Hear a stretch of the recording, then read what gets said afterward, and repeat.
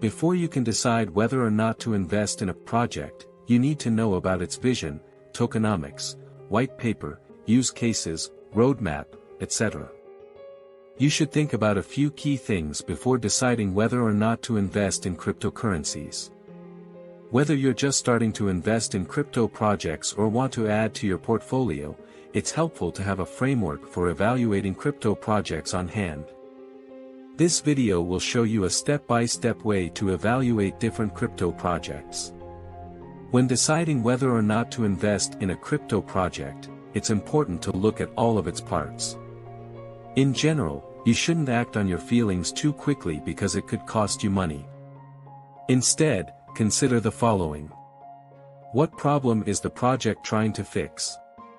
How is the problem going to be fixed by the project? Who is making this happen?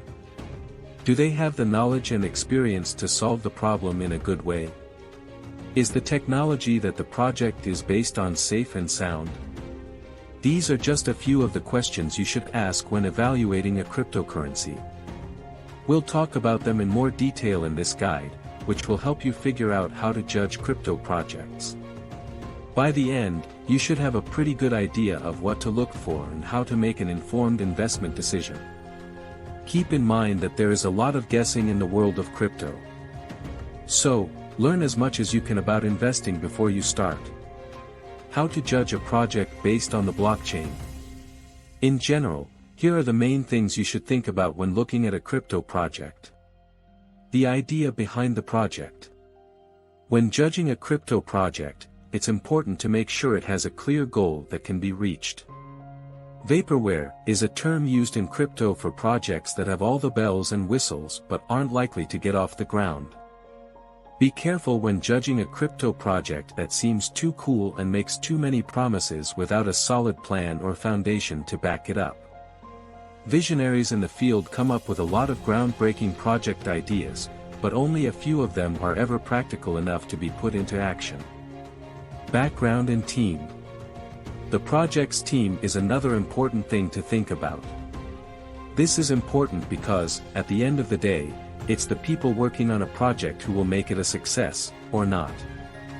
Think about the experience of the team members, how long they've been in the crypto space, and how much they know about it, as well as how well the team works together.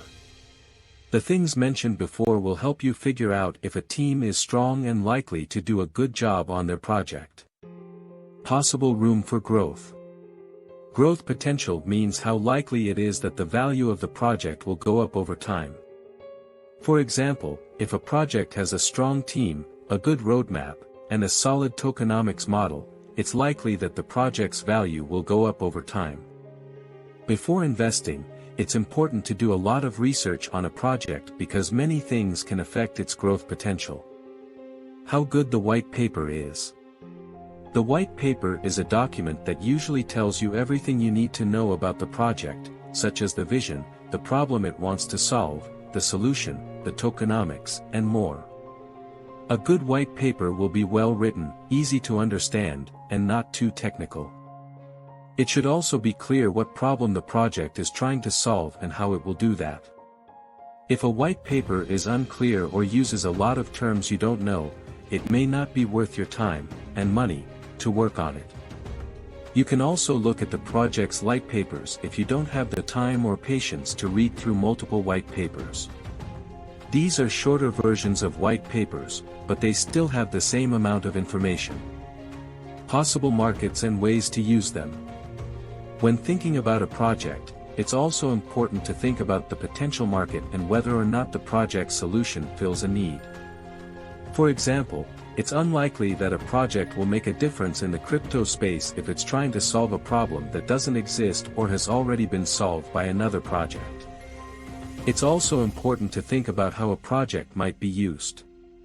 For example, if a project is trying to solve a problem that only affects a small group of people, then the market for that project will be very small. That's all for today. I hope you liked the video. Don't forget to subscribe to the channel, and I'll see you next time.